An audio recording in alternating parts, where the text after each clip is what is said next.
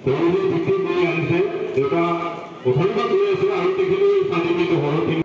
টকা 1500 দিছোঁ, মোৰ টকা দিয়া নাই।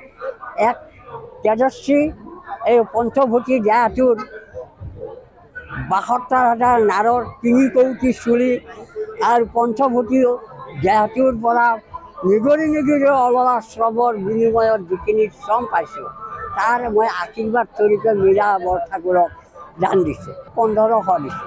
মই খেতি কৰিছোঁ। মই আজিও 3 বিঘা মাটিৰ খেতি পেলাইহে ইয়াত আহিছোঁ। মৰাপাট পেলাইছোঁ, বাওধান পেলালোঁ আৰু মাকৈ জহা কৰিছোঁ। মোৰ এটা খেতিয়কৰ নাম আছে আৰু এই নামটো এতিয়াই নহয়, 1970 চনৰ পৰাই মই কঠোৰ পৰিশ্ৰম কৰা ব্যক্তি। মই নিজক চিনি নাপালোঁ, কিন্তু ৰাইজক চিনিলোঁ। এই যে টপাতুলিকে আদি কৰি ডিব্ৰুগড় ব্লকত তেতিয়াৰ ইন্দিৰা গান্ধীৰ দিনত ৰুৰেল পুৰ ডেভেলপমেণ্ট এক্টৰ জৰিয়তে দি 7 লাখ মানুহৰ বন্ধক মাটি বাৰী মই সেই আইনৰ জৰিয়তে দি ফিৰাই আনি দিছোঁ। আৰু সেয়ে মই আজিও কামনা কৰোঁ যে ভাৰতীয় জাতীয় কংগ্ৰেছ ভাৰতত অসমত আহক আৰু অসমৰ দুৰ্দশাৰ নাৰী ধৰ্ষণ, নাৰী নিৰ্যাতন আৰু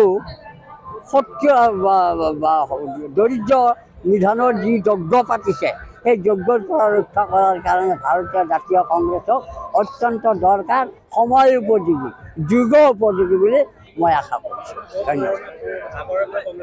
মই 1970 চন মহেন্দ্ৰ মোহন চৌধুৰী, মহেন্দ্ৰ মোহন চৌধুৰী, শৰৎ সিংহ আৰু প্ৰখ্যাত কংগ্ৰেছ মানৱেন্দ্ৰ শৰ্মা আৰু মই INTC নেশ্যনেল ট্ৰেড ইউনিয়নৰ এজন সক্ৰিয় কৰ্মী। মোৰ দিনতে, মোৰ শ্ৰমতে মালৈবাৰীত ৰবীন কাকতি আহিছিল, বিজয় ভাগৱতী আহিছিল, সত্যৰঞ্জন অল ইণ্ডিয়া ট্ৰাষ্টি বৰ্ডৰ চেয়াৰমেন সত্যৰঞ্জন বৰুৱা আদি আহি ভাৰতীয় ষ্টেট বেংকৰ শাখা এই মালৈবাৰীত দি গৈছিল।